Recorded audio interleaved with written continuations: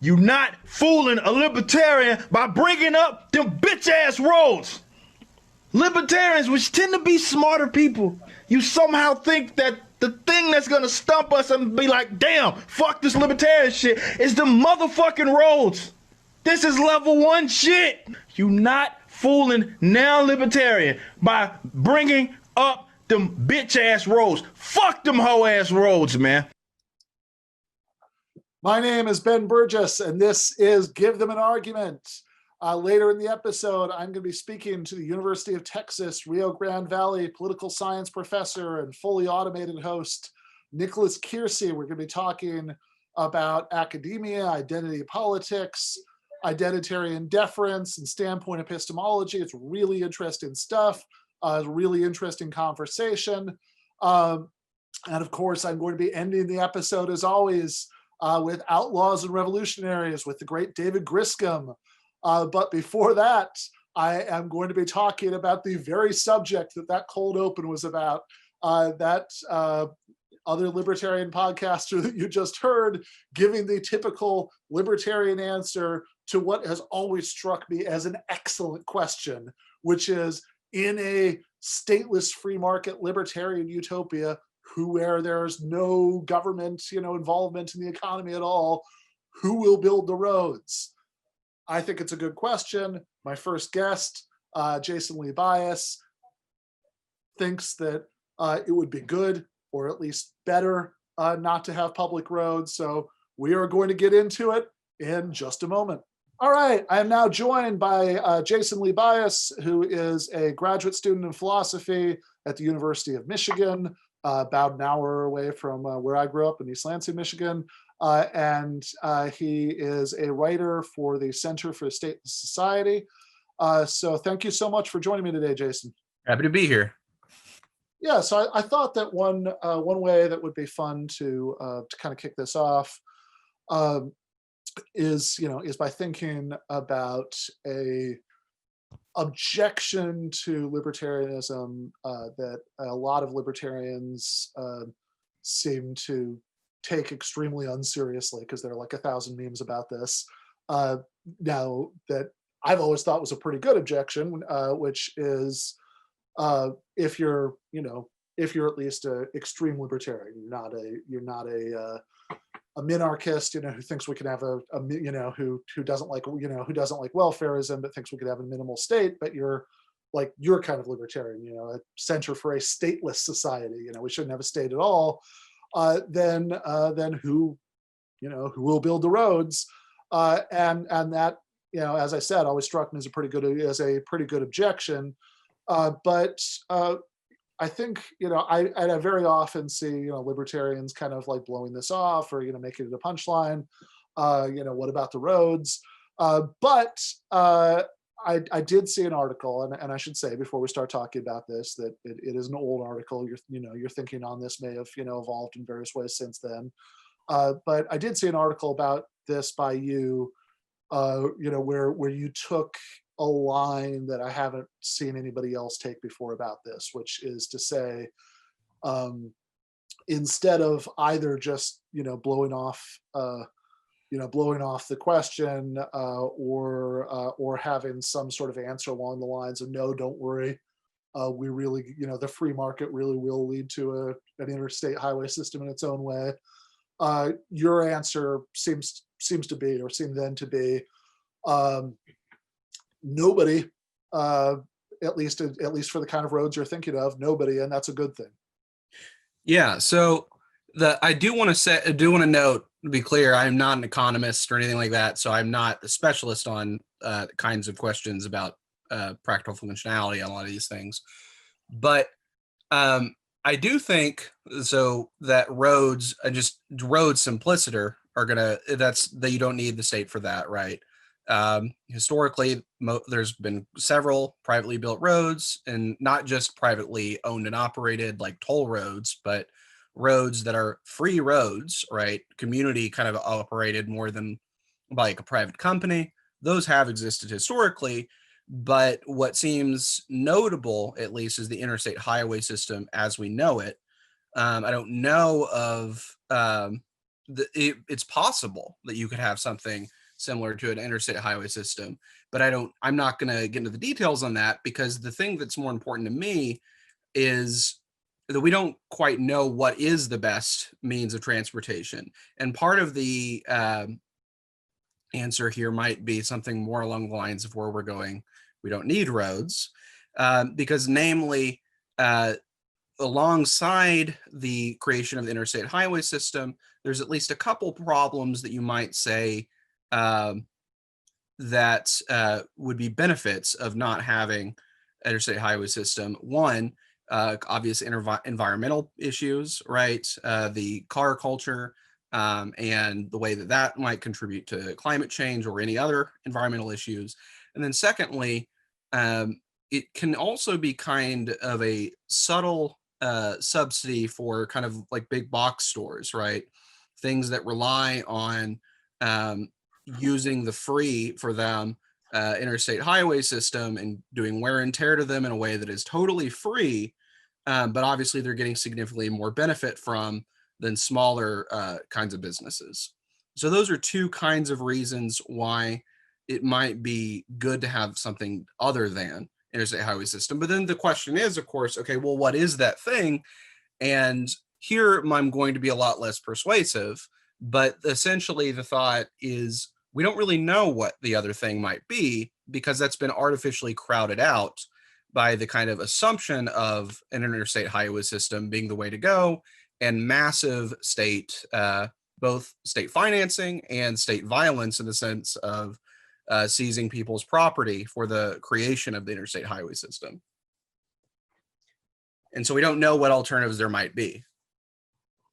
Yeah, so I mean, I would be very worried about that, that lack of knowledge, because if maybe there's an alternative, then maybe it would be an acceptable one. But that's a big that's a big maybe. And Right. I certainly hear the importance of the environmental concern about some of the some of the practices of these companies, and there might be a case for more localism about distribution networks. But if that is the best solution, I would rather have that be something that's collectively and democratically decided, that we want to have more localism about distribution, and we can take regulatory steps to do that, because I get really obviously it's true that big corporations have massive political influence and are able to get all sorts of in many ways, right? They get more out of state infrastructure than they put into it, right? No doubt about that. But at the same time, like one really good thing about having an interstate highway system, for example, is that we don't, that I can, that I can drive from, from Atlanta, where I teach, to Michigan, where my parents live, without, with like that I can do that like relatively inexpensively as an individual person, and because I'm not that worried about like a big like a sufficiently profitable corporation, where they're going, they don't need roads. Like it might be very nice and convenient for them to have roads, right? But they could probably, in a world without roads, they could probably fly a lot of their merchandise, and so we're we're worried about mobility for regular people, that would so like if, in other words, if it's bad for the environment or just unfair in terms of their ability to profit off of the public purse, for them to be able to move their stuff around like this, then okay, we can do things to stop them from doing that. But I don't want the collateral damage of that to be that ordinary working class people can't move around freely in ways that having something like an interstate highway system really permits. And to maybe pivot a little bit before I throw back to you, from like the extremely specific details of this example to some much more general concerns about what a governmentless market society might look like. One of the really bad things, like you can have public roads that are toll roads, but at least we all get some sort of collective input about what the tolls are going to be set at. The people who set the tolls are at least appointed by people that we elect, which might not be an ideal level of democratic input, but it's something. Whereas if you have private roads, then the toll is whatever the road owner says it is, and it might or might not be profitable for any particular road owner to set that at a reasonable place. It's almost certainly not going to be set at nothing. And you could also, look, if I'm a private road owner without violating any libertarian principles about aggression or anything, like I could just decide that I don't want people, that there are certain categories of people I just don't want traveling on my roads, and it's certainly not going to be the case that, I'll just take my business to another road. Maybe I can to a certain extent, but roads don't seem like the sort of good that you're going to have this vast crowded marketplace of different people operating different roads from the same starting point to the same ending point. Mm-hmm.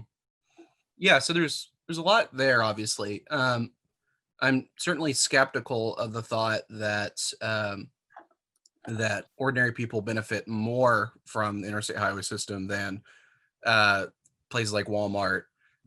Certainly Walmart is moving significantly larger amount of goods. I guess Walmart certainly makes more money off them. Right, yeah. They technically could fly, but that seems pretty onerous. Things like that. And I certainly don't want to say that I'm against roads. Like, and so there's some people. So, for example, I might be wrong about this, but I think social anarchist Paul Goodman was supported banning roads or something like that, which is banning cars, but still banning. Yeah, right. So I'm critical of like car culture, at least in an institutional way, but I'm not going to be like that. I do think that there are benefits to having roads, right? One thing that I do want to note is I might have misunderstood you, but it seemed like you were assuming that any road that would exist in a stateless libertarian society would be privately owned by a specific party, right? I don't think that's correct. So a lot of like anarcho-capitalists are going to talk like that, obviously, some of them very explicitly, but I don't think, I think we have to separate state property and common property or public property in just generic sense, right? So historically speaking, a lot of the privately created roads are not privately owned roads, right?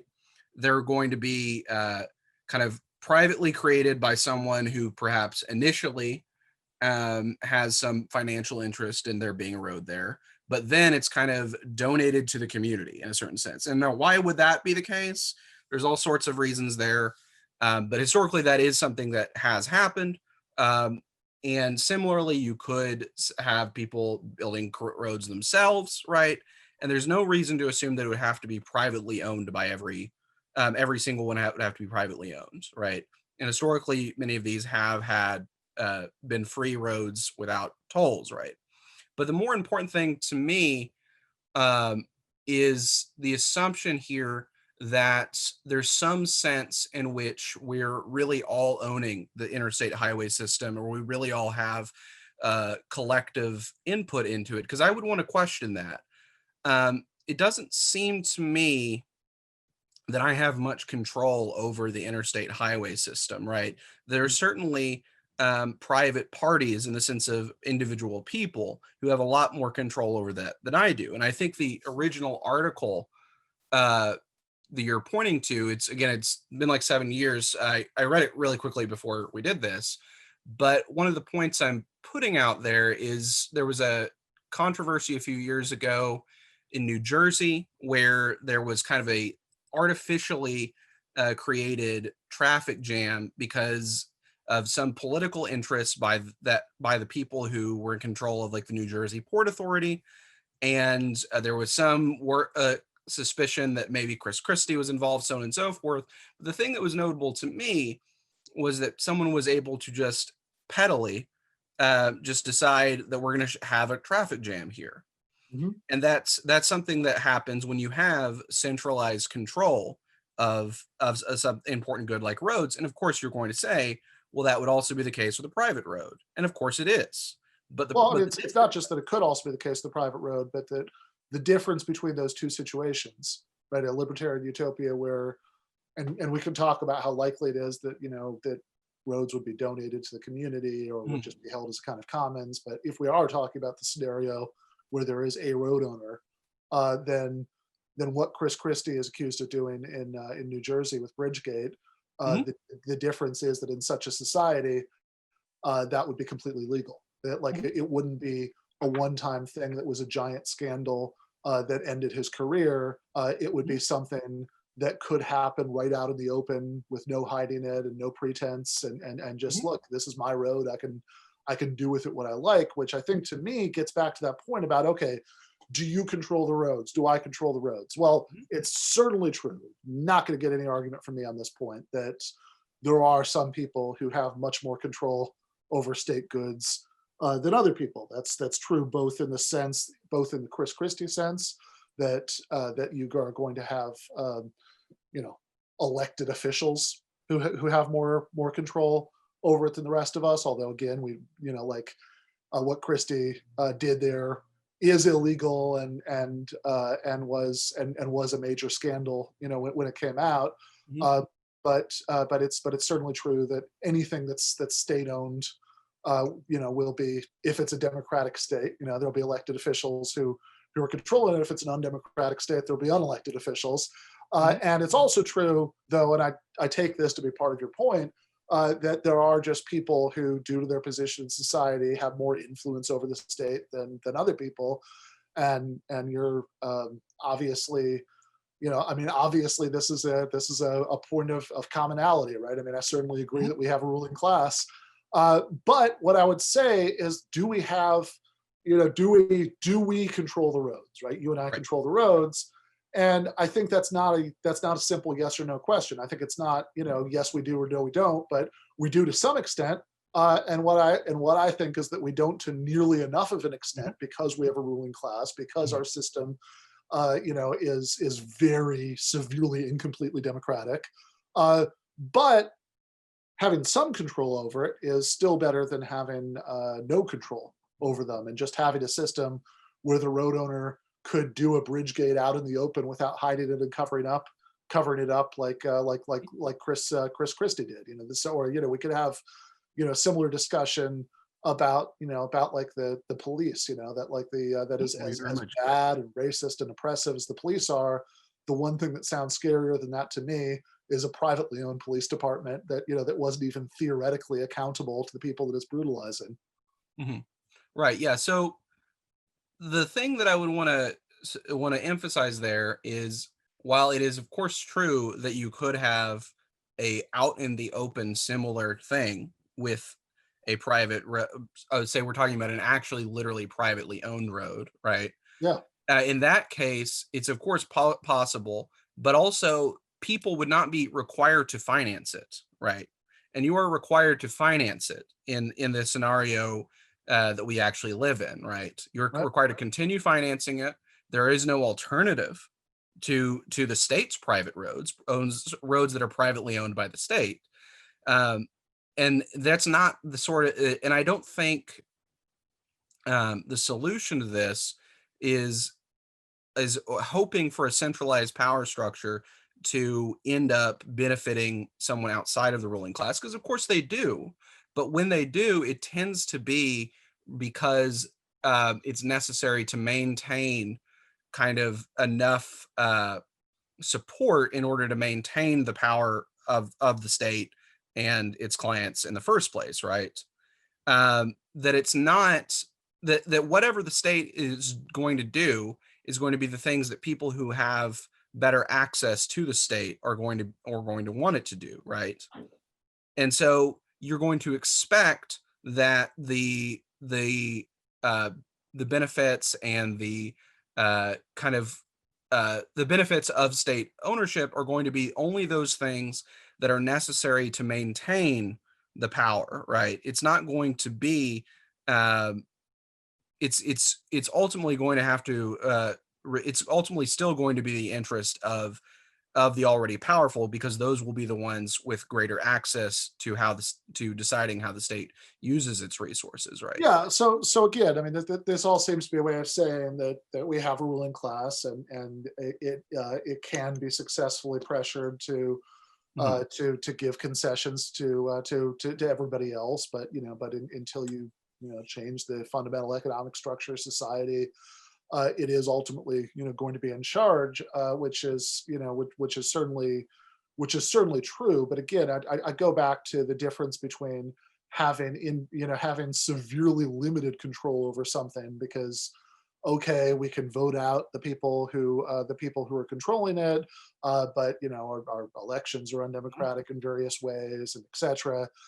So having severely limited public control over something, to having no public control and no pretense of public control. And when I start thinking about the scenario where there's no pretense of public control over things that are currently that are currently publicly owned, that are currently state goods, then I think I'm not very comforted, by the thought that, oh, at least I won't have to finance it. I mean, like if I'm worried, if I'm a poor person and I'm worried about whether I'm going to be allowed to travel on a road owned by a rich person, whether they're going to jack up the rates so much that it's going to be inaccessible to me, or whether they're just going to decide, that I'm on the ban list, that I'm just on the blacklist of people who aren't allowed to be on their road, because maybe because of my political activities, then it's not very much comfort to me to say, well, at least I don't have to finance it. In fact, the fact that I'm not financing it, the fact that it is private, rather than a collective effort, would be my whole problem. Right. So again, I don't think I think you're assuming way more collective input than input from the average person than is plausible. However, while it is true that the private input, okay, let me back up. So there's two kinds of scenarios that I think we're assuming we're kind of coming at this with two different scenarios in mind here. So the scenario you seem to have in mind is that for some of these important resources, that it's ultimately going to be some private monopolist, right, who owns so much of it that there really is no alternative, right? So even if they only own a 2-mile stretch of it, all the same problems still apply. So what I was going to say was that what looks a lot more realistic to me is that someone might own one 2-mile stretch of something, and then that person be particularly bad, right? Whereas there are realistically all sorts of normal routes that you can go through, and it doesn't really serve that. So it doesn't really impact your life that much. That seems much more plausible to me. Well, I think it would still, impact your life. I think that, I mean, if you do have road owners, even stretch of road owners, which I do find, by the way, I should say, I do find more plausible than thinking that there are roads that are just going to be kept as commons, right? You're right, there is a distinction between public property in the sense of state property and, the commons, like what existed in, medieval England, that kind of commons, or lots of commons areas that still exist all over the place now. But things that are commons but not, state property, tend to be things that whatever sort of upkeep they require are things that that could just sort of happen in a very informal way. A lot of them don't require any upkeep, like a lake or something like that. I think that for something like and I think that there are roads in previous historical eras that are much more like that, right? That sure, maybe you need to clear some trash over all that, but like a fairly informal arrangement without really worried about paying anybody to do it could get it done. and certainly if you're thinking about things like interstate highways, that's going to be a very different situation. Right. Yeah. So if you only had, like, let's say that you're on the blacklist, right? Which and as we use that metaphor, let's remember that the original blacklist was largely a private, free market affair. That there was some political pressure, but this is something that was like made and enforced by the Hollywood studios privately, right? So you're on a blacklist, and so there are certain the owners of a 2-mile stretch here, the owners of a 2-mile stretch there, won't let you travel on theirs.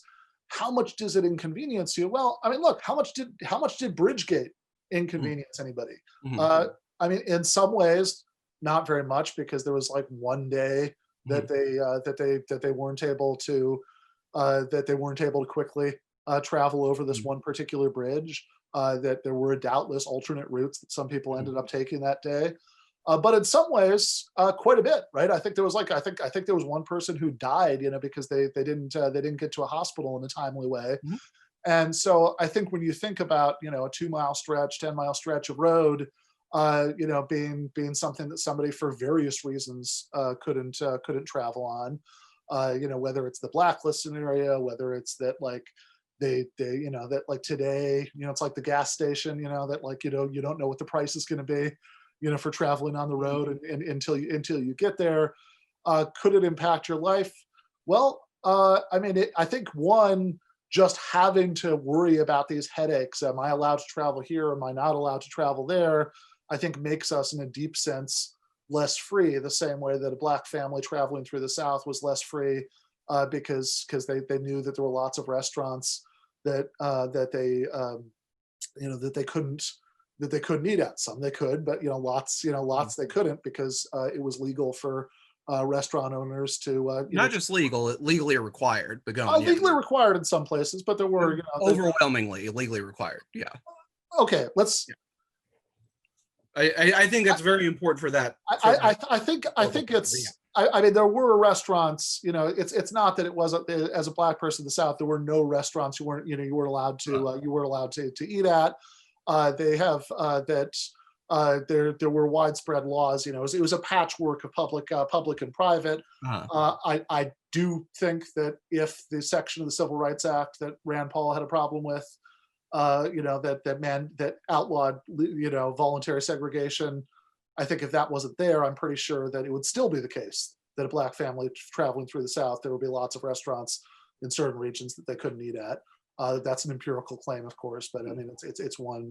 So it's it's one that I feel very confident about. Mm-hmm. But going back to the roads, what would you wouldn't. If you weren't able to travel, stretch here or stretch there, then one, you'd have to spend a lot more time driving, and two, in some situations like the Bridgegate one, like, hey, you need to get to a hospital right now, that could impact your life quite severely. And it seems to me that it is a public good, and how much control do we have over it? Well, one sort of very limited. It should be much more. But one sort of control that we have over it is that I think there are some pretty hard limits to tolls that can be set without constituents getting upset about it. Another limit that we have over it, another form of control that we have over it, is that you're never going to get a state that is going to just pass a law empowering the governor to whimsically punish his political opponents by causing traffic jams, because the public wouldn't stand for it. And again, how much would it impact your life? Well, maybe on some days you couldn't get to the hospital when you needed to and people would die. On other days, you just had severe inconvenience. But I think the real question for me is it the case that you can go through life without having to worry about this, that you just know that you have a right, just by virtue of being a person, to drive on, to drive, I guess not literally on every road, because there are private roads, but damn near any road, anytime you want to go from point A to point B, you have a right to drive on those roads. And versus like how important a kind of freedom is that versus the freedom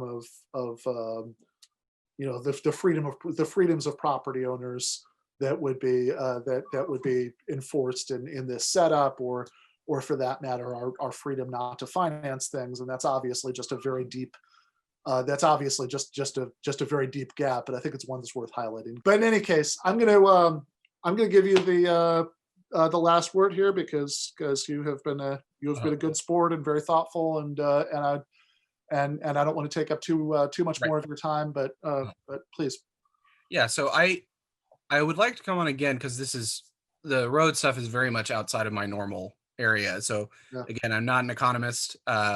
I know just a little bit about this. So for example, it might seem weird, the roads being commons, but historically, prior to the roads we know now, that is historically the predominant form of roads is as commons rather than private toll roads. But leaving that aside, kind of, I want to kind of reiterate, we shouldn't be comparing like an ideal state to a realistic stateless libertarian free society.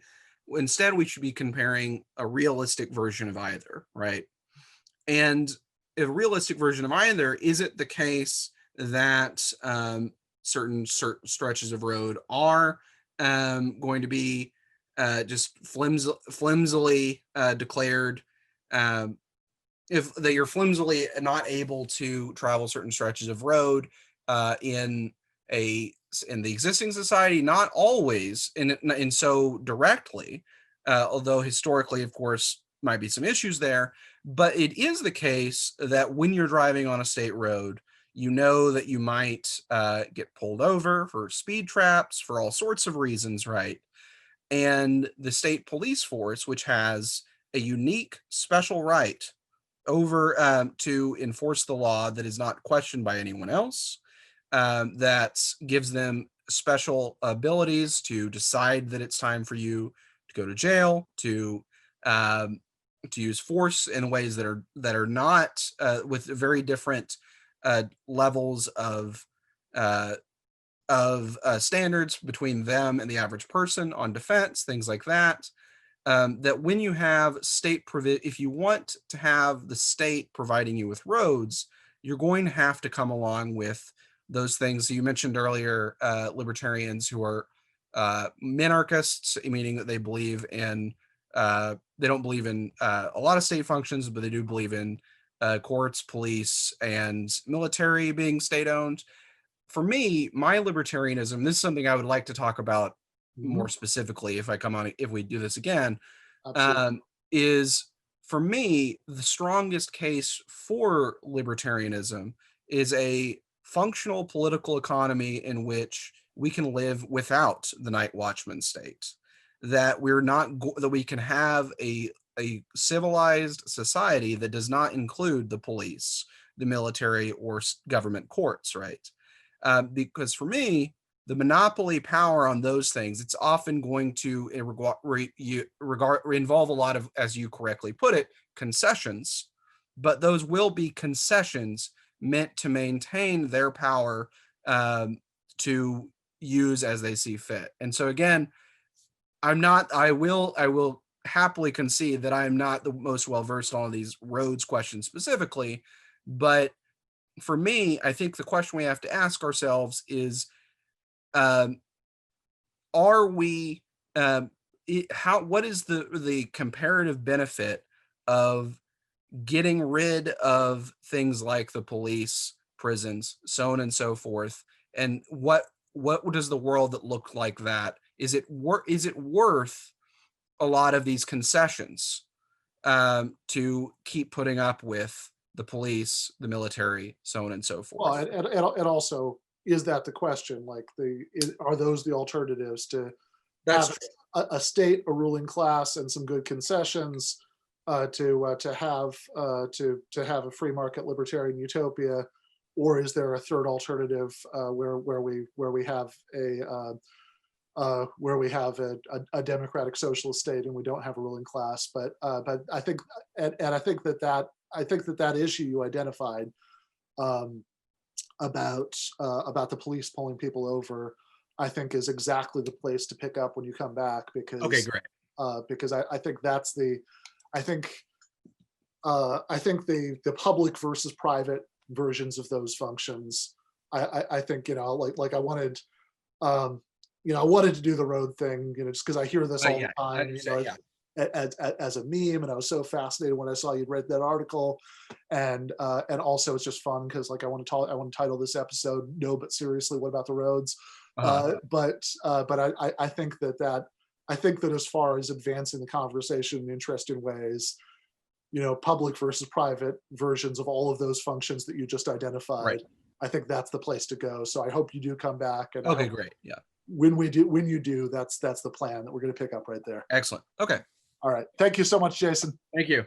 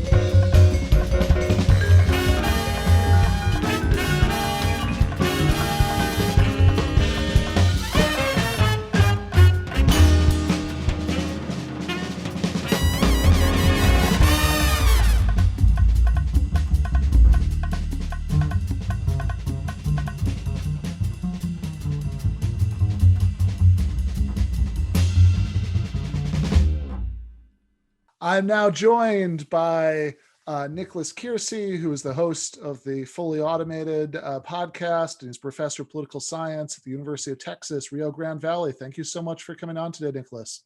Ben, it's always a pleasure. Thank you so much. Yeah, so I thought that I listened a little while ago to your commentary on the results of the election and the ways that some left-wing academics Right. were taking it and interpreting it. Yeah. And I thought an interesting jumping off point for today might be to talk a little bit about the academic background that you've come out of, and in what ways either that it informs your politics or that your politics are about rebelling against it. Yeah, thank you for the question. I definitely would not say that, I come from a background in identity politics or anything of this nature, but I have always sort of considered myself, broadly speaking, someone in the space between Marxism and post-structuralism. That is my training. That is my academic background. I'm an international relations theorist. I got my PhD 10 years ago from Virginia Tech, looking at sort of globalization and what studying Foucault, using this concept of his governmentality, which is a kind of a way to sort of strip away ideology from the necessity of having to be embedded in materialist structures. Now, I mean, that was me then. I mean, now is a rather different proposition, but that's where I was. So coming out of that kind of idea, I think, or that kind of education, that kind of formation, I had the world in my sights a certain way, and I think I was very much the product of an age, actually. A lot of people around my time of graduation were up to their necks in people like Agamben, studying concepts like biopolitics and how, of course, the policing of the world through the global war on terror sort of indicated a kind of a ubiquitous securitization of our planet. And it was, of course, also in the air at the time, a very strong anti-war movement and sentiment. We're talking about the 2000s here. So yeah, I think a lot of us were kind of basically intuitively or instinctively libertarian at that time. So I came out of that kind of consciousness academically, and I think I understand to a certain degree, some of the impulses behind left academia, because I think I'm a product of it. But since my graduation, I think I've been on something of a journey where I have engaged in maybe a closer reading of Foucault than I would have done in the past. And of course, I'm talking very much about my own research at the moment. And I think I'm at a point now where I'm satisfied to say that I've discovered that maybe the Foucault that was described to me in academia is not the one that I actually believe exists. And it's interesting to make these discoveries after the fact, as it were. You know, a lot of the primary sources that were given to read you know, off Foucault's, they're wonderful sources and they're very useful. But it was only late in the day of my PhD that some of his unpublished lectures were first translated into English. And I don't know, Ben, if you follow this kind of stuff with much detail. This is, I appreciate, very much in the territory of what our friend Adam Proctor calls dusty books. I don't want to get too nitty gritty, but yeah, I mean, these unpublished lectures do give us over to a very different view on Foucault, I think, one that was uncannily aware of the concept of neoliberalism even before it became dominant in our lives as a political force in formation.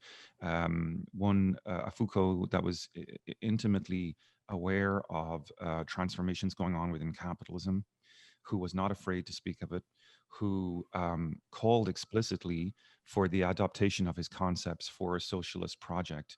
And what I'm excited about working on these days, I don't know if it'll be much the topic of our interview today, but I mean, certainly in my own work moving forward, I'm kind of interested in pushing back on some of the language used in popular publications like Jacobin and elsewhere, where, you know, you find Foucault sort of described very much as a figure that academic Foucauldians would probably agree exists, but that I'm not personally sure that he does. You know, I have in my mind this much more Marxist figure. So that's my training, that's my background, that's what I'm working on these days. I'm working on a book on socialist governmentality, responding to Foucault's challenge, as I read it, that this is what we need to do to figure out a theory of the state for the left. Yeah, that's interesting. I mean, I have to admit my bias here is that when I look at a lot of the fuzzy thinking on the contemporary left, thinking about like this incredibly vague sort of notion of oppression as being something that encompasses both, you know, economic exploitation and prejudice, and that it's all kind of the same thing, and it's, you know, whatever. Like I tend to suspect Foucault of being a big part of the problem, but maybe that's too hasty. No, I don't know that it's necessarily incorrect, but I would have my sights on other figures, and I would be attributing blame to other figures much quicker than I'd be going after Foucault, who, in my view, is a much more subtle thinker and certainly not the identity politics scholar that he's made out to be in some of the leftist commentary today. You know, and maybe I'm trying to have my cake and eat it too, Ben, because, you know, I love Jacobin. Anyone who knows me knows I love reading that stuff. I'm in DSA. I'm down with the program. I'm a Bernie bro, all the rest, you know. So maybe I am just trying to have my cake and eat it too, where I'm like, hey, we can all be friends. But no, I actually do. Like, I think I've had some interviews on my podcast in the last 12 months or so, with scholars who've really done deep dives into this stuff and what they're surfacing out of the sort of unpublished or lesser known essays of Foucault, you know, that have not really made it in the English speaking world. You know, it leaves me dumbfounded. There's a wonderful essay published in Viewpoint magazine called A Mesh of Power, and anyone reading that coming away from it thinking Foucault wasn't a Marxist, you know, it's a tough one. You know, now he's not just any old kind of Marxist, and we all know there's 100 different kinds out there. Foucault would be a very kind of non-economically determinist in the final instance Marxist, but very much aware of capitalism as a force in our lives. No doubt about it. So I'm Fair sure you enough. didn't invite me on here to talk about Foucault for the No, rest. I mean, no, but I am. There's a reason I'm not cutting you off. I'm fascinated to hear it. But you mentioned identity politics, That's which right. which gets us closer to some of what you were talking about in that post-election commentary. Although also the rest of what we've been talking about is not irrelevant to that, because you were talking about critical theorists and Yeah. their views on this stuff, and Yeah. people like Judith Butler, right, who we now Right. know is a big Kamala Harris donor, Yeah. and so there is a link here. Yeah, and I'm trying to, I think one of the things in my, maybe I'm not necessarily writing on this topic, but I'm talking about it in my podcast. I'm blogging about it because it seems to be just such a train wreck area right now. Is how do we square this circle? How do we begin to put together the story of how we got here?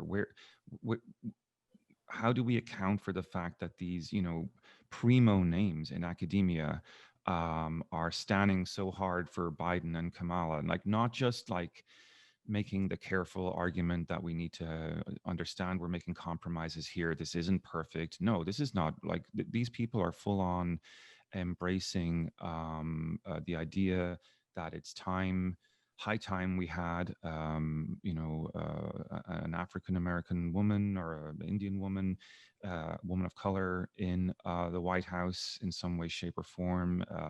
They think it's our duty to elevate her.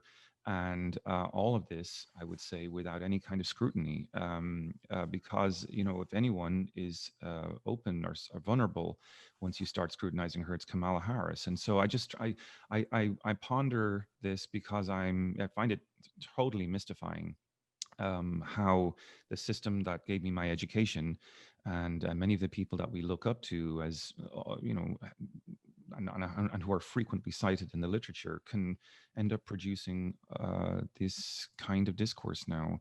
And in my own field, it's very profound right now. I mean, I'm an international relations scholar by training. So that's a lesser known subfield of political science, and it's kind of a stepchild in some ways. But even there, you see just tons of people in social media embracing Kamala Harris. And here's the remarkable thing: is just the very, very quick way in which many of these figures will counterattack in social media and say things like "stay in your lane." Yes. That the minute you begin to raise any criticisms, and it was actually really seeing that sort of insistence on staying in one's lane that prompted me to do that audio essay I did in my podcast a couple of weeks ago, because that's really where I just was like, okay, there's something strange here. Like, what is it? We need some word for this phenomena where we see people so incapable of handling any criticism of this person, and it led me to think about things that I've heard you talk about, Adam talks about, racial essentialism effectively, and I think there's a kind of a disavowal function, or what I've called in my audio essay, excuse me, a displacement function that kicks in whenever this point is raised. It seems to me that the academic left there's some sort of function at work where it needs to have heroic subaltern figures to make assumptions about and leverage in their output, in the way they're appraising the world. Yeah. So yeah, this is interesting because it's not just that. Look, we shouldn't necessarily expect anybody in academia is by definition Yeah. coming out of what's sometimes called the professional managerial class, even if Right. even if especially in the U.S. context they're people, people like I was, for years adjuncting or whatever, sort of, lumpenized sector of the professional managerial class. That and so we shouldn't expect people who come out of that background to, instinctively identify with, socialist politics or anything like that, certainly. But I think you've put your finger on the, like, there is more that's going on here, and I think you've put your finger on some of what the more is. And so there are a few things here that are worth breaking down. So you mentioned essentialism. So so just for anybody who's listening or watching, who's not versed in the leftist inside baseball here, essentialism, like racial essentialism, for example, is the view that there is some essential feature that's shared by everybody in a certain racial category, for example, that comes out, for example. Well, I think one of the most blatant ways that it's come out since the election has been all of the talk of black voters or black women, as if these were Yes. undifferentiated categories, that like every black woman, shares in the magical black woman essence, and has politics that flow straight from that essence, rather than it being the case that there are, black women who are workers, and black women who are bosses, and black women who are tenants, and black women who are landlords, and black women who are, DNC-ish mayors, or, ordering protesters tear gassed, and black women who are being, tear gassed by them. All of that stuff is just sort of eliminated, and all of those class differences, all those ideological differences are treated as unimportant, and black women in that example are treated almost as being like a hive mind that you're told, well, if you're not excited about Kamala Harris being the vice president, then you're going to. I've seen people say this, like on Twitter, that all black women are going to have a problem with that. Yeah. Which Yeah. Of course, the first instinct, which is correct as far as it goes, is to respond to that by starting to rattle off some names of black women who disagree with that political perspective. But there's a deeper thing going on here, which is this racial essentialism and the role that it plays in these people's psychodrama. What you're talking about, needing to have oppressed people that that they can vicariously identify with, at the same time as using them as a prop to support their liberal politics. And then there's this issue about lanes, which I really want to get into. But if you want to speak on the rest of that first. Came up even again recently in that Stephanie Rule interview with Bernie, right? Just the other day, she's talking about Bernie needing to stay in his lane, about as basically a failure of a senator who's never been able to pass a bill in his life. Shouldn't you stay in your lane and not, and and the implicit subtext was, of course, like, Joe Biden's putting together this multiracial, multicultural White House.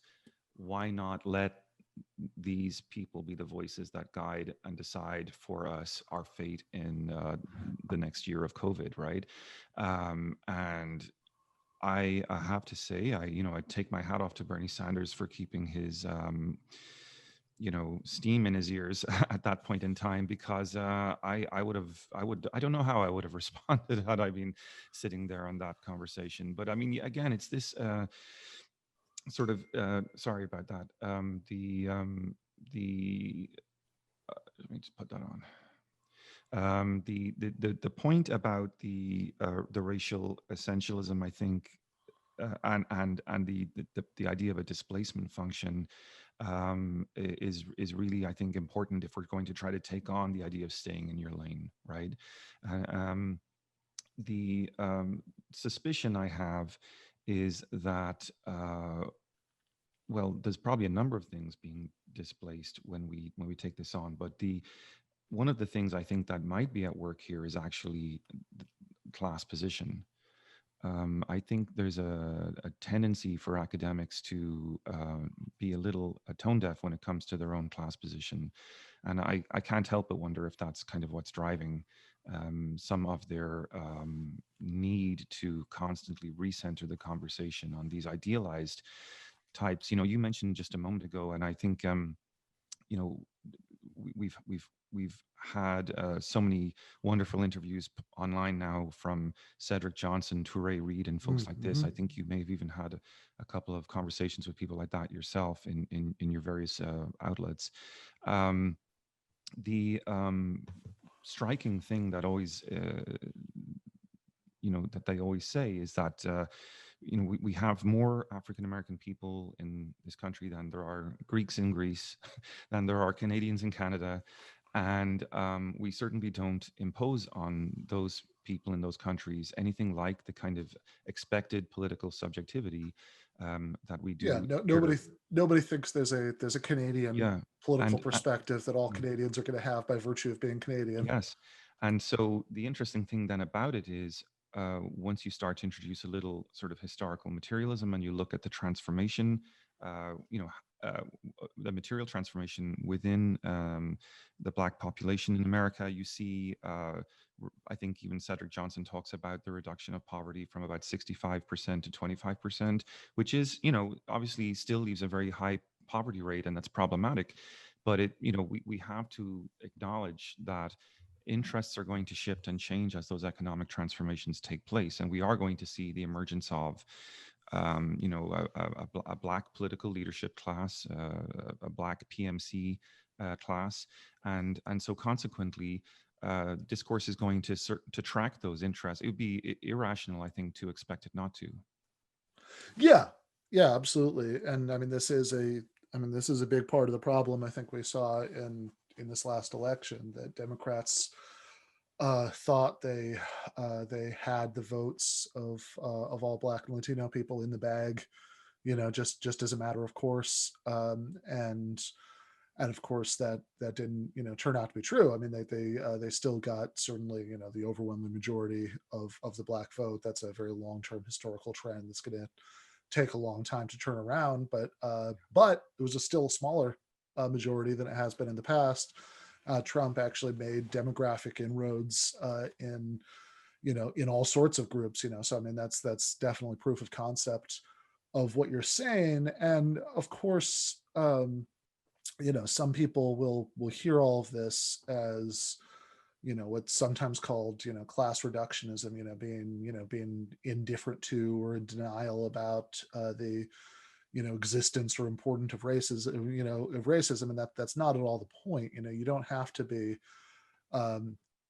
indifferent to or in denial about about racism or any of these other things to see that that class divisions exist within all of these demographic categories, and ideological divisions certainly exist within all these different undifferentiated categories, and you need to make those differentiations, and in fact really, I mean, it's incredibly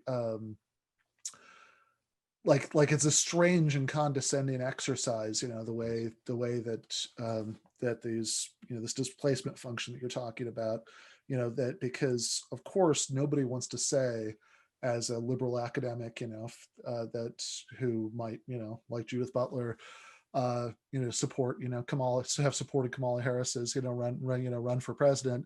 Nobody wants to just say, look, I'm a liberal.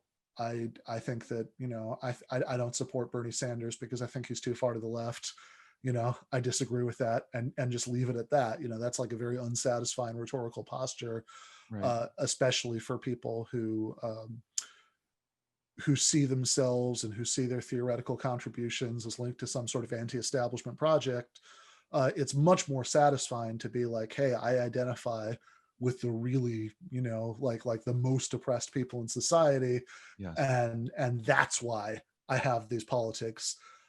Even though, I always love pointing to, to polling data, since if you really want to take, even putting aside everything that we just said about internal differentiation within different groups of the population, if you want to, if you see yourself as serving the interests of some demographic subgroup, then one would think that the first step would be to look at the data to see what people in that demographic subgroup say that they want, and then see how you can deliver that for them. And shockingly enough, in every poll of Black and Latino voters, the top issues that they always reference as these are the most important issues to me are things like jobs and healthcare, because they're people, and those are the issues that are most important to most people because they have the most obvious impact on their lives. And there is a separate discussion to be had for sure about why the left has some of the roadblocks that it has in getting through on those issues where our program lines up with most people's preferences, but maybe they don't take us seriously as a vehicle to achieve those preferences. But this business about staying in your lanes, right? That you're that it's wrong to speak out on certain issues if you have a certain background.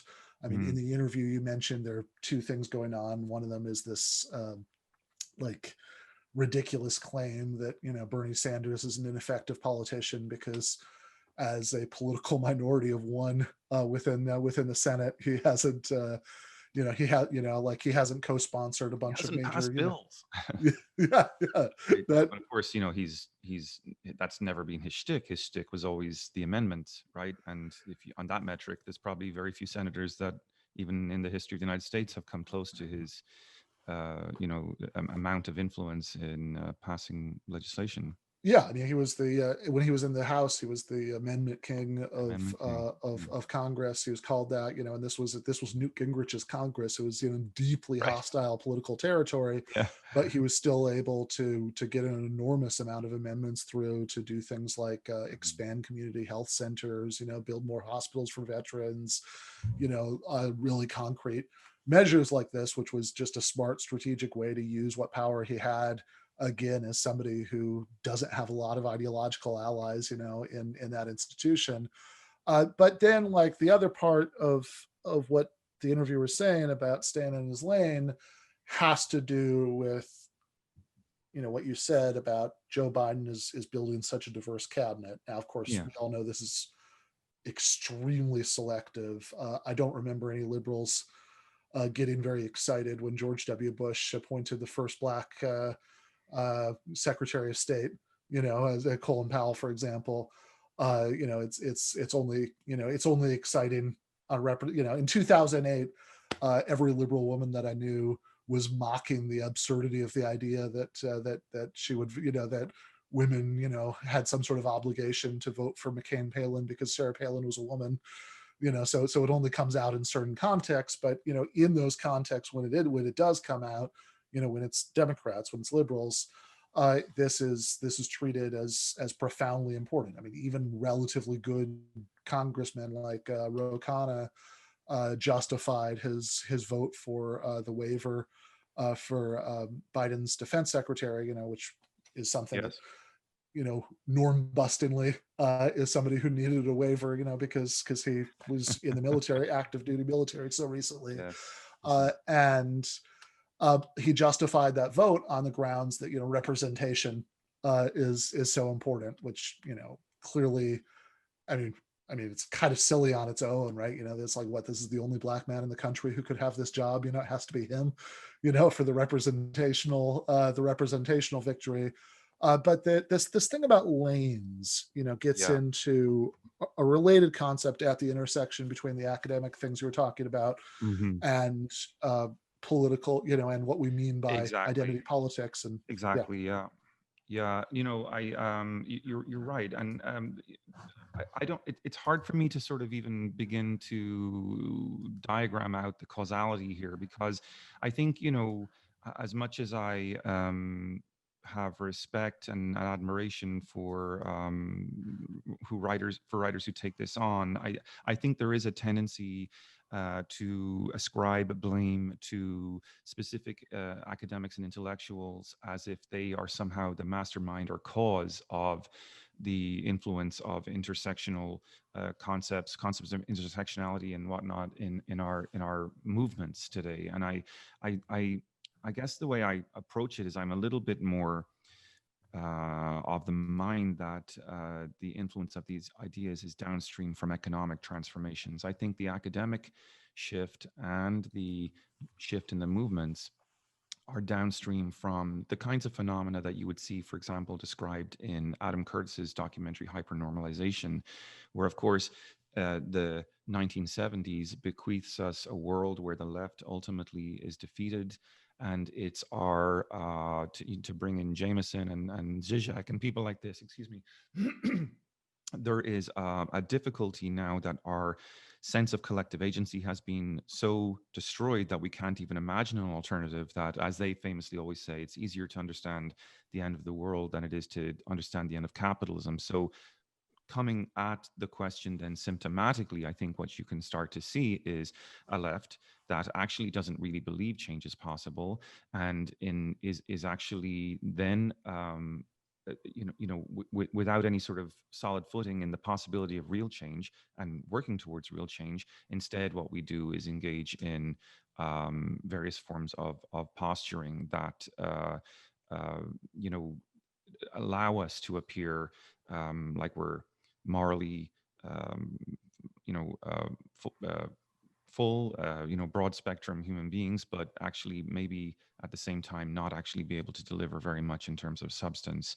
And I think when that is called into question, that's when you get pushback, because there's an entire edifice in academia built around that.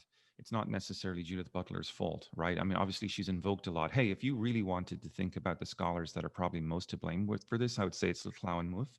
But that it's that kind of neo-Gramscianism, actually, arguably, which might get me in some hot water. But reading them, they're the ones that, in a sense, mapped out for us in the 80s and 90s the kind of third way socialist.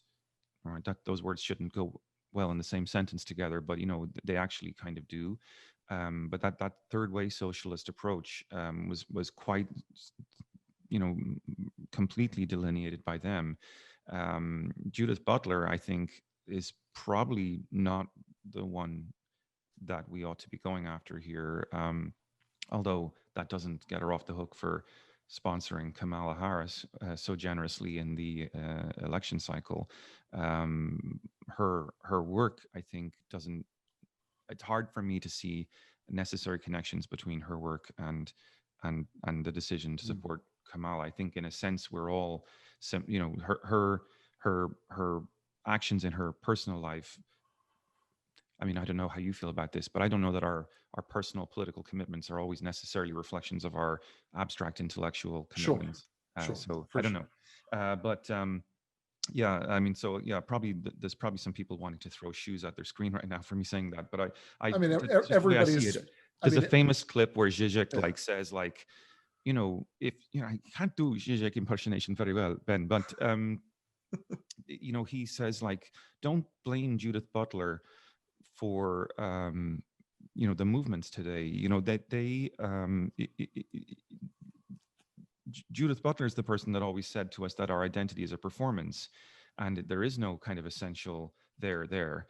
So it's very strange to sort of hear her being the target of ire from some leftists under the assumption that she somehow is the cause of these sort of notions of essentialization.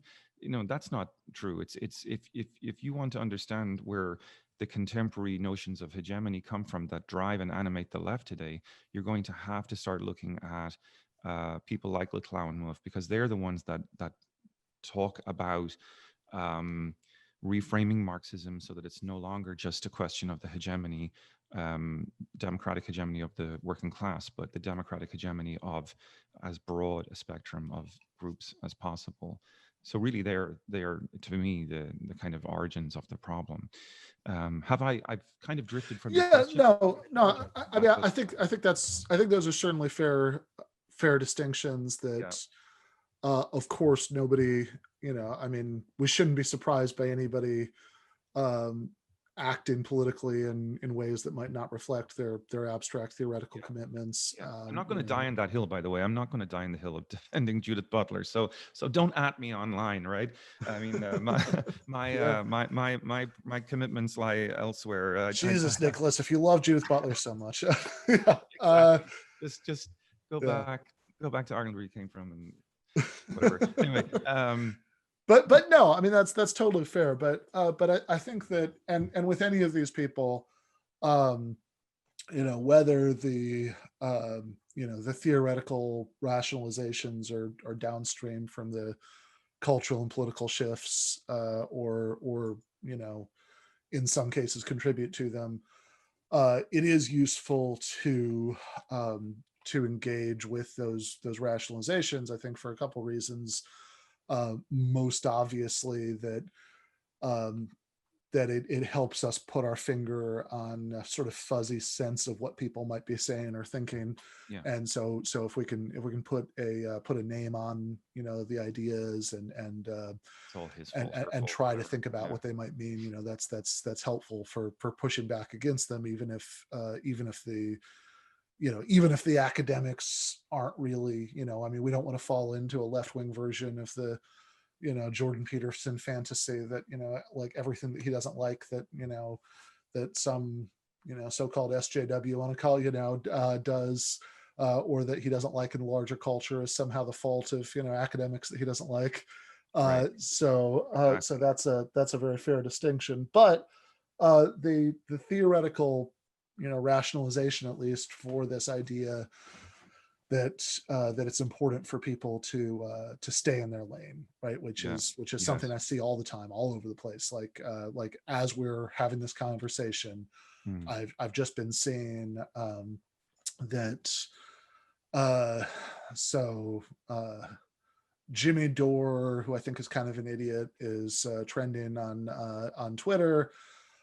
Because of a sort of exchange that he was having with Alexandria Ocasio-Cortez about bringing Medicare for all to, or demanding as a condition for supporting Nancy Pelosi for the speakership that she bring Medicare for all to a vote, which wouldn't actually mean, of course, that there's any version of the scenario where we get Medicare for all. But Dore thinks that Dore thinks that there's like a strategically good reason to do this, because that would force some people who might be hedging their bets on the issue to take a clearer stand. And who knows, maybe he's right, I'm not sure. But I have, maybe you can make a case for that. I mean, I don't tend to think that his takes are often the result of deep reflection, but who knows, broken clocks. But whatever you think about the Jimmy Dore issue, I've then been seeing people responding to it by saying, oh my God, look at these white leftist Bernie bros criticizing the squad that's made up of women of color. This really this really shows us something. Yes, you're right. And that's the same idea as the stay in your lane stuff, which in academic ease is what's sometimes referred to as standpoint epistemology. That people that well, actually, you want to? I could give my gloss on what that is, but I can probably jump in there with a little bit. So that's something that's very much a preoccupation of mine right now. Standpoint epistemology has been around for a long time, and the interesting thing about it, I think, is that it's always been a very marginal sort of presence. It's certainly, you can see it in some strands of feminism, by no means all. And the basic proposition is that you have to have an experience of a certain marginal position in our society before you can speak truth about it. And these kinds of concepts, standpoint epistemology, then are kind of really the ones that are at work when we start to try to think about, common leftist complaints about things like the oppression Olympics. So obviously what's going on there is the idea that, okay, if I have an experience of one marginal position in a society, but then maybe I have another foot in another kind of experience that's marginal. So say I'm I don't know, Hispanic, say I'm gay, say I'm, you can start to add them up. Maybe I have some kind of disability of some sort, right? So I'd have three potential places and experiences from which I can speak. That adds up to a kind of an injury calculus.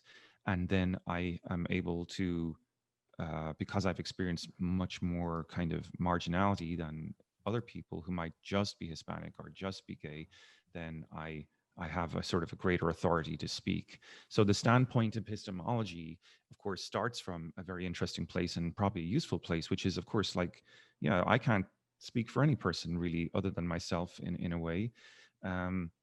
But it can end up in a sort of a political territory where it informs highly perspectival assessments of politics that I think,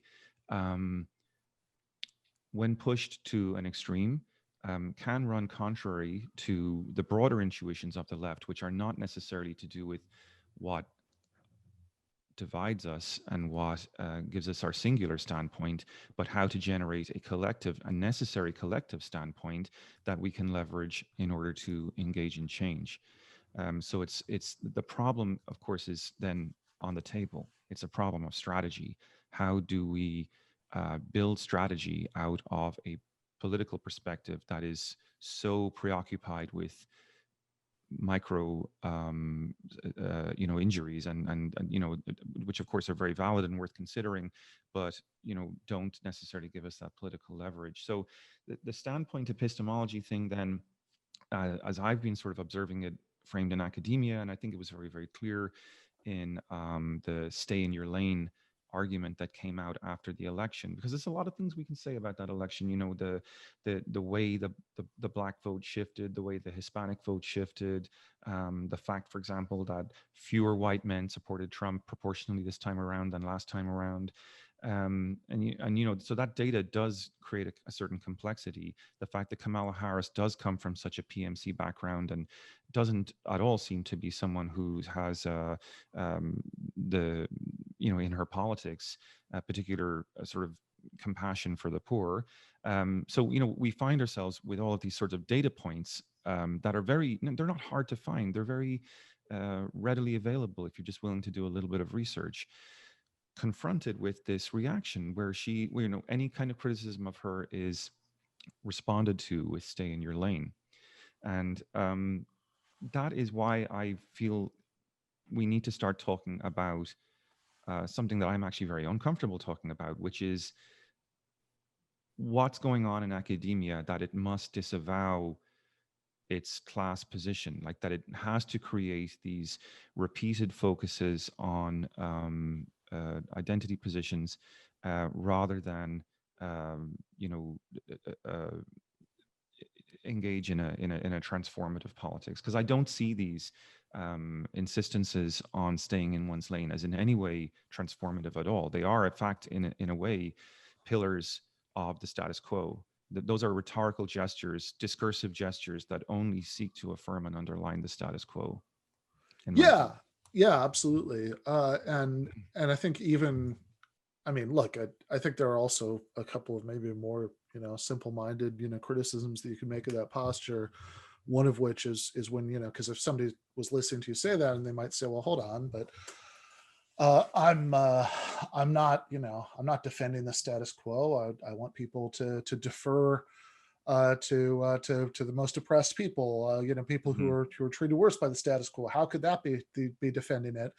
But of course, oftentimes in practice, it's used to defend, the horrible politics of establishment figures, that directly tax the status quo. And even when it's being used in the context of, saying, oh, nobody who's not member of oppressed group X, should have opinion on, form of oppression X, which at best is a kind of weird unilateral disarmament, because the only people who would listen to that advice are people who are on your side and who acknowledge that that oppression is very bad, right? Like, Right. no, no man who's opposed to abortion will care, that is not in Right. his lane, right? But Right. men who are pro-choice, might care, and so it's Right. a weird, can be this weird form of unilateral disarmament.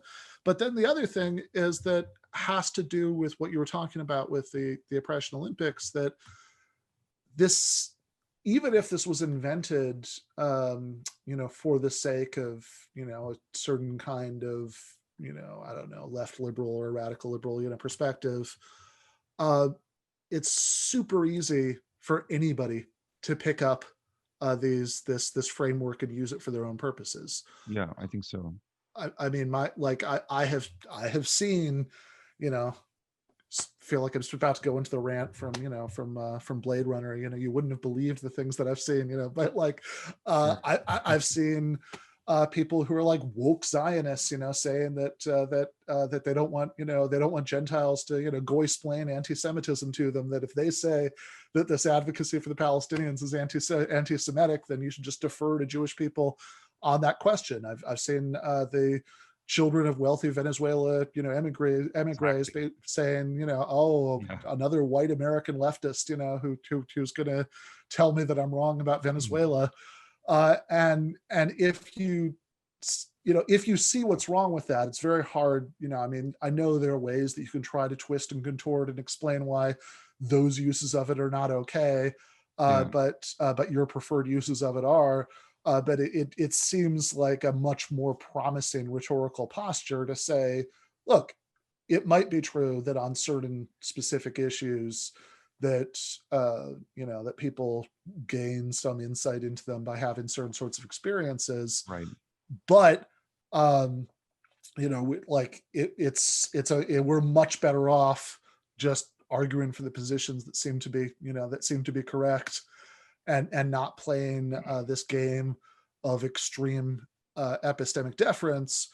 Yeah. And it's also worth highlighting a point of connection between this and what we were talking about earlier, that this deference game only works, it only even makes sense on its own terms if it's combined with a pretty extreme form of essentialism. Yes. Because if not, right, like, if you take seriously the idea that, yeah, there are more Black people in the United States than there are people in Canada, and nobody would say, hey, we should just defer to the Canadian perspective. We should just think what the Canadians think, because they would immediately realize that the Canadians don't all think the same thing. Right. Right. I mean, I can give you a great example. I'm actually going to be doing a little bit more work on this on my show in the coming months. But earlier this year, in my discipline, in my field, in international relations, we had a major controversy break out over what was alleged to be the hashtag deepfake methodology being used against some theorists of security, or security theorists, if you will, in Denmark. And these guys are very well known scholars. I mean, I would have read their stuff when I was in grad school. Like they would not in any way, shape, or form really be people who embody my politics. They'd be fairly liberal, mainstream guys, but I would never sort of say that they were um, acting in bad faith or being essentially racist in any way, shape, or form. But some work was published this year, which really did a hatchet job on these guys, and it was basically kind of the bottom line was, look, because they don't approach the question of security from a subaltern perspective, they are not they're effectively being racist, and it was said in black and white in the piece. And there was some humming and hawing, like in the piece they're like, well, we're not saying they're racist people, but their work is, and because it has these blind spots, whatever. But at the same time, it struck me at the time that what was being assembled here on was kind of in bad faith, that these guys had never really set out to portray the world perfectly.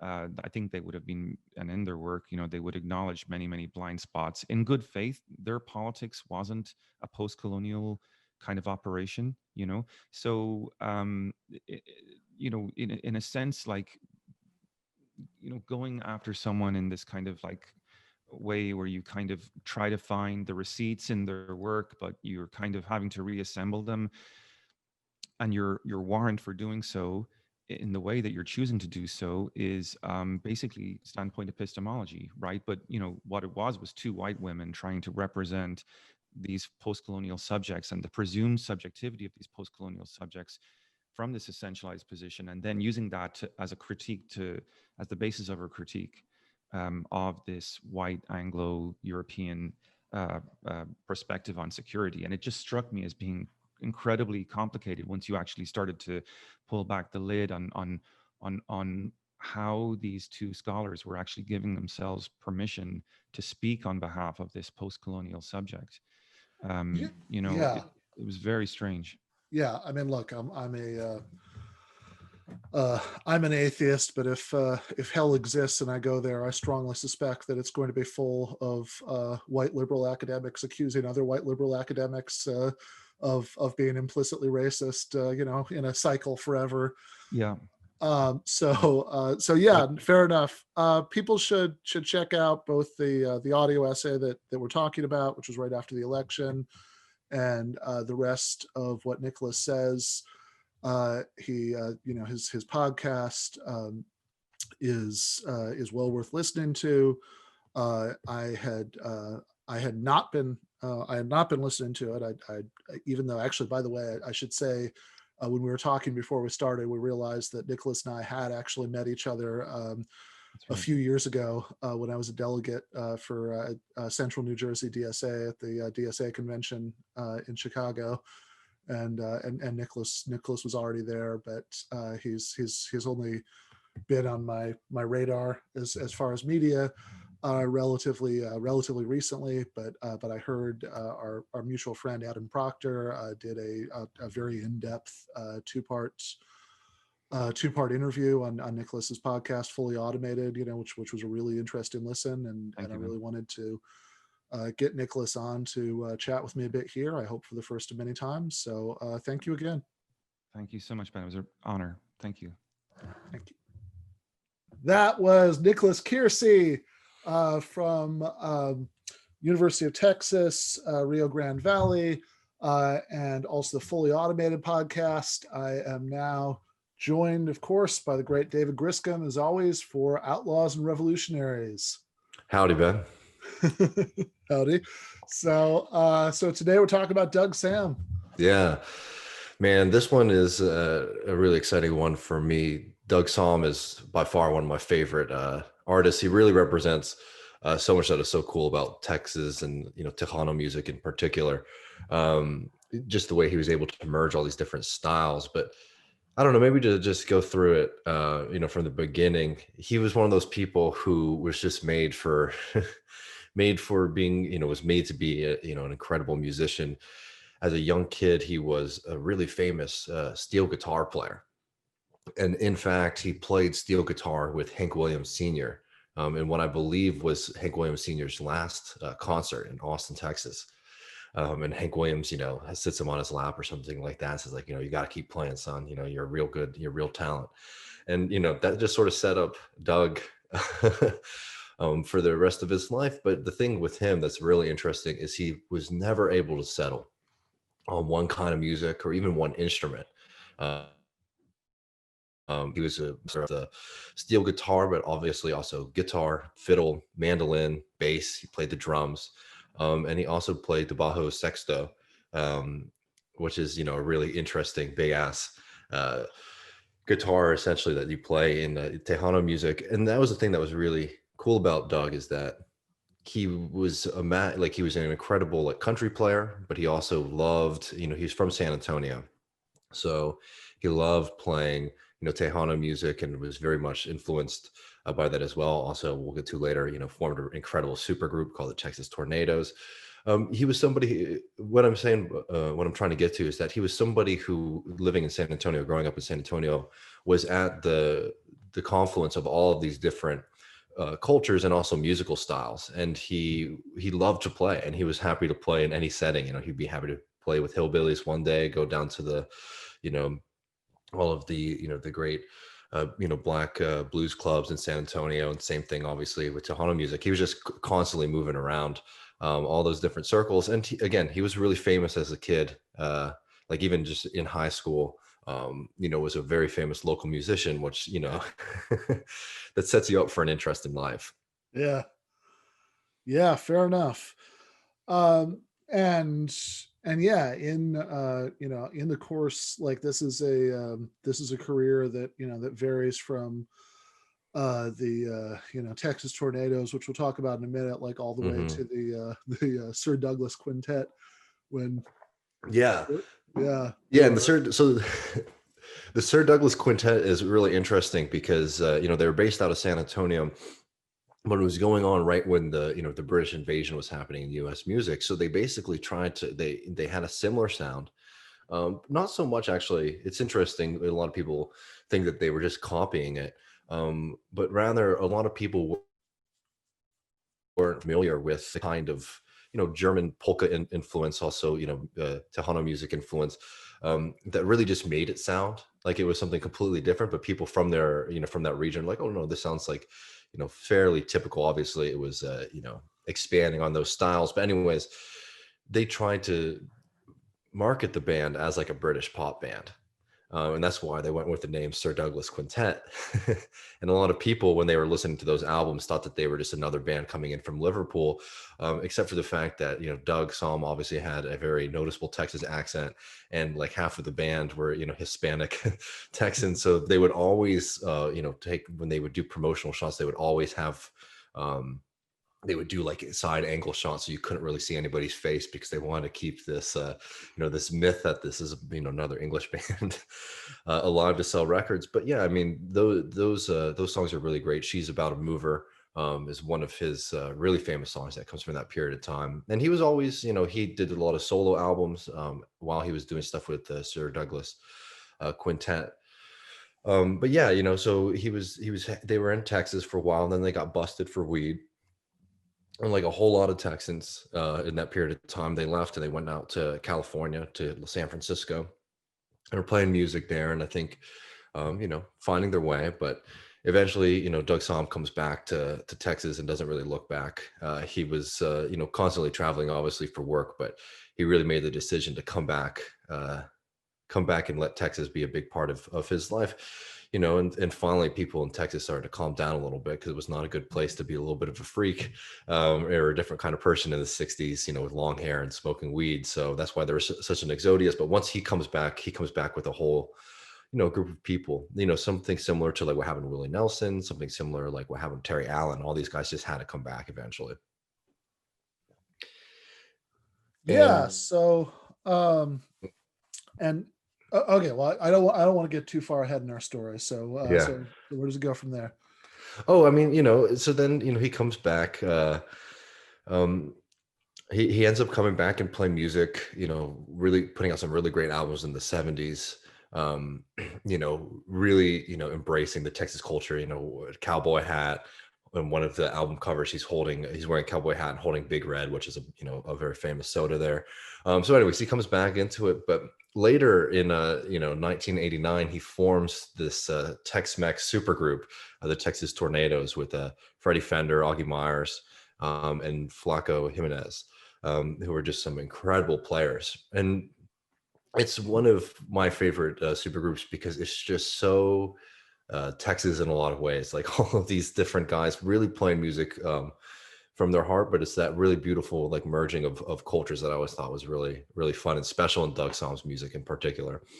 Yeah, so this is funny, because a lot of the the music that we talk about, you obviously know much more about than I do. I mean, one of the when I started the show, one of the first things I said is I want to have Griscom on here to drink whiskey and talk about country music, because that's a extension of what we used to Mhm. do in person, when I'd be over at your apartment or whatever, and Yeah. you'd put on some tunes, and while we drank, and talk about the music to me, and I thought, oh, this is fun, I want to share this with people. But this is but a lot of that, both then and on the show, has been you introducing me to things.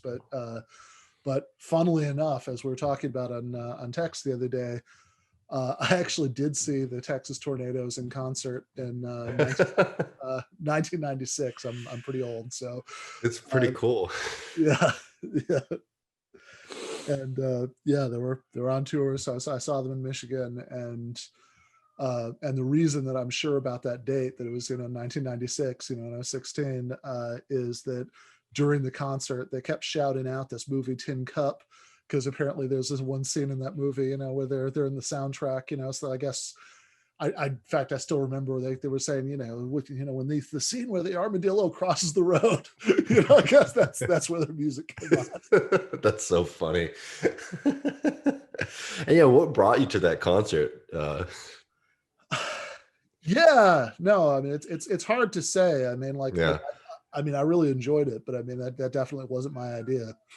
Yeah, that's what I was thinking when you told me that. But yeah, I mean, like they were really fun, and actually, we'll come back to some of the songs in a second. But I also want to shout out because Doug unfortunately passed away. I must have been like 8 years old, so I never really had a chance to see him play. And I heard his name growing up in Austin, obviously, but I really got reintroduced to his music in a big way like 3 years ago. I was hanging out in Austin, over Christmas one year, and I didn't really have anything to do, so I walked on down to the Continental Club and paid the cover charge.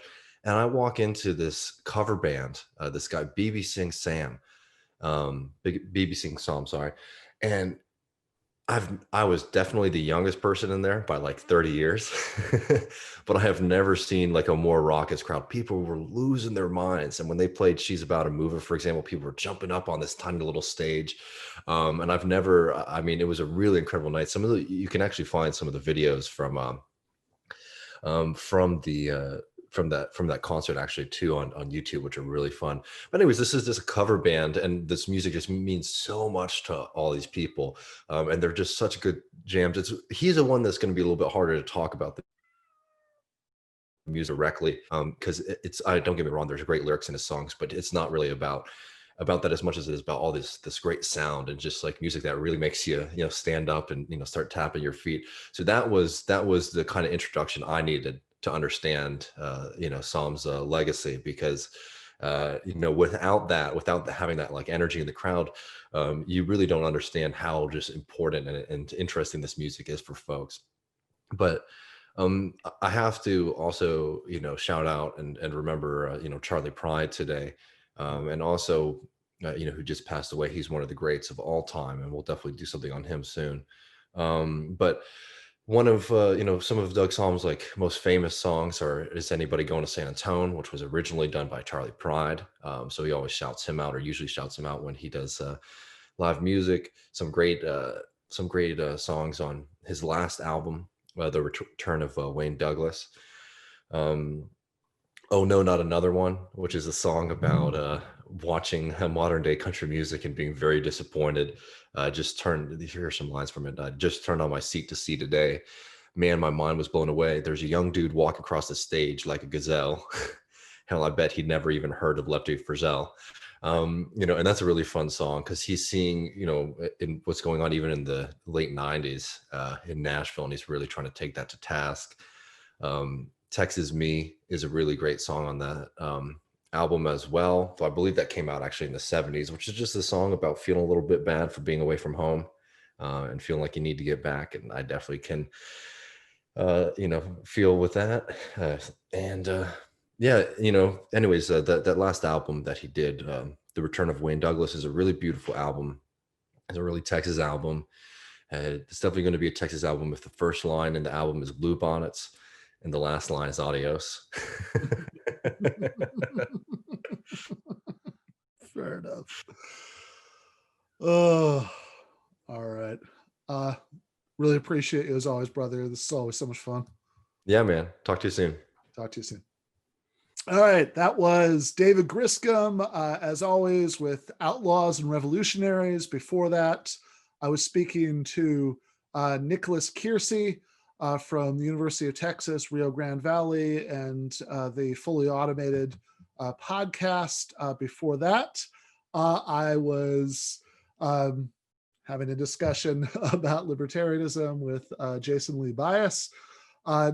As far as what's coming up in the future, there are some, so we're going to be taking a little bit of a break between Christmas and New Year's. And when we come back in January, there are going to be some format changes, going to retool some things. Should be exciting, should be fun.